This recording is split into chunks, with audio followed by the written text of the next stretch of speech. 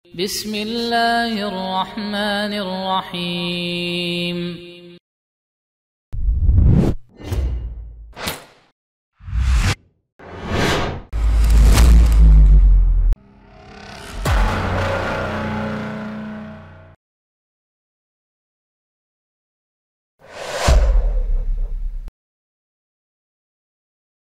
Kalau kita mewariskan budaya yang baik dari nenek moyang kita, tidak ada masalah. Dengan syarat tidak mengandung dosa. Jadi Islam itu bukan anti budaya, anti tradisi, tidak. Tapi Islam menuntun kita untuk menyeleksi mana tradisi yang baik dan mana tradisi yang buruk. Syekh Muhammad bin Shalih Al-Utsaimin rahimahullah dalam Syarah Hilyah Thalibil Ilmi menjelaskan, Nabi SAW menggunakan baju gamis atau menggunakan sorban atau terkadang rambut beliau sampai sebahu. Itu bukanlah sunnah. Yang sunnah di situ adalah Nabi SAW mengikuti adat kaumnya. Jadi ini juga sunnah sebenarnya. Kita mengikuti adat kaum kita, tapi ada syarat. Syarat utamanya adalah tidak mengandung dosa. Kalau itu mengandung dosa, ajaran siapapun mesti dijauhi oleh seorang muslim.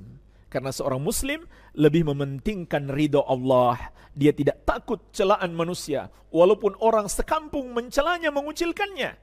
Wala yakhafuna laumata laim. Kata Allah, orang-orang yang Allah cintai itu tidak takut di jalan Allah celaan orang yang mencelah.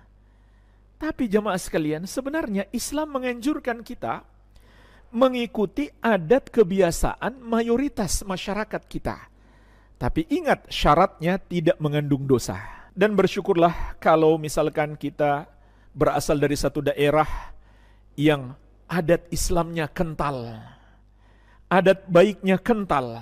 Dan inilah yang dilakukan oleh para nabi terdahulu. Perhatikanlah ucapan Nabi Yusuf alaihissalam. Allah sebutkan di surat Yusuf ayat ke-38.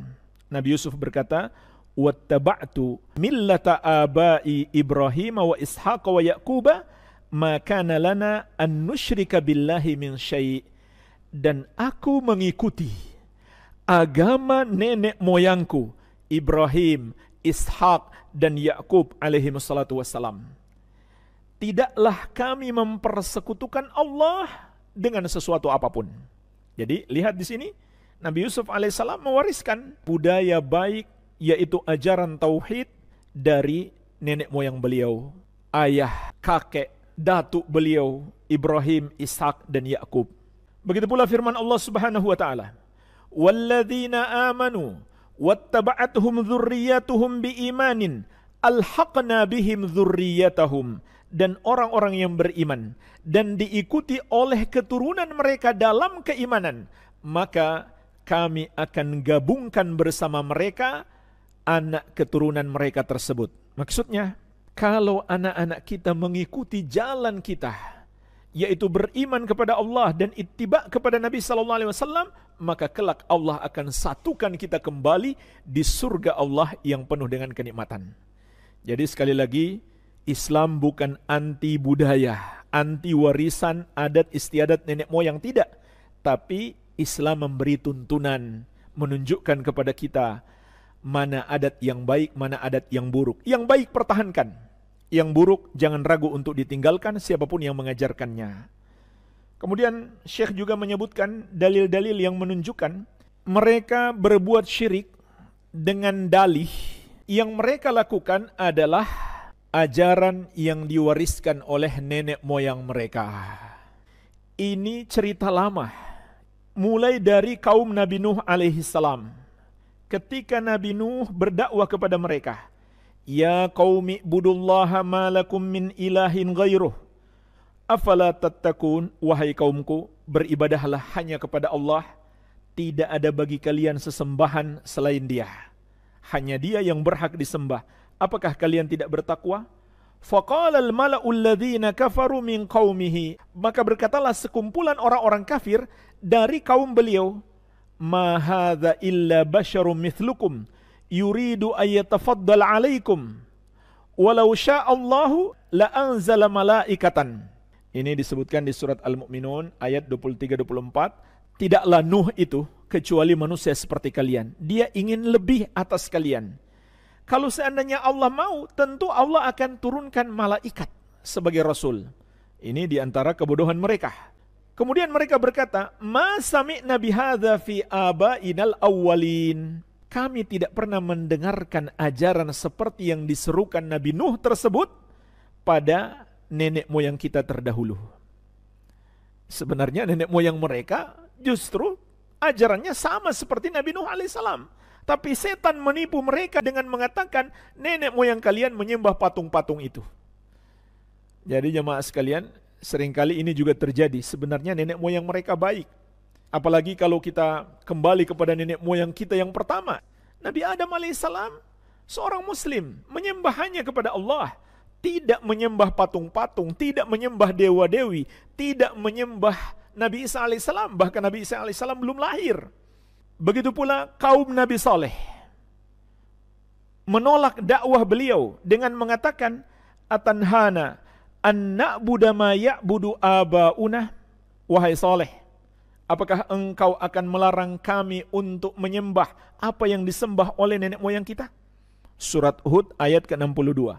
Begitu pula kaum Nabi Ibrahim alaihissalam ketika menolak dakwah beliau, maka mereka berkata, "Bal wajadna aba'ana kadzalika yaf'alun." Bahkan yang kita dapatkan orang-orang tua kita, nenek moyang kita melakukan yang seperti itu, yaitu menyembah patung-patung. Kenapa kamu melarang kita, wahai Ibrahim? Surat Asy-Syu'ara ayat 74. Begitu pula ucapan Fir'aun kepada Nabi Musa alaihissalam, "Fama balul qurunil ula." Kalau begitu, wahai Musa, bagaimana dengan generasi-generasi yang sudah berlalu? Kalau kamu mengatakan kami ini salah, lalu bagaimana dengan generasi-generasi kita sebelumnya yang tidak menyembah Allah? Berarti kamu menyalahkan mereka juga. Ini bantahan Fir'aun kepada Musa alaihissalam, menolak dakwah yang hak. Surat Toha ayat ke-51. Sampai jamaah sekalian, kepada Nabi kita yang mulia Muhammad SAW, ucapan orang-orang musyrik masih sama. Allah sebutkan di surat Shad ayat ke-7, mereka mengatakan, "Ma sami'na bihadza fi millatil akhirah in hadza illa ikhtilaqa." Kita tidak mendengarkan ajaran Muhammad ini pada agama yang terakhir ini. Maksudnya enggak pernah kita dengar dari nenek moyang kita. Ini hanyalah kedustaan, kata mereka. Subhanallah. Dan sampai hari ini masih terjadi. Hanya saja bahasanya agak beda sedikit. Mereka sebut budaya, adat istiadat, tradisi, kearifan lokal, dan lain-lain. Maka berhati-hatilah seorang muslim yang menjadi ukuran kebenaran adalah ajaran Nabi Muhammad SAW.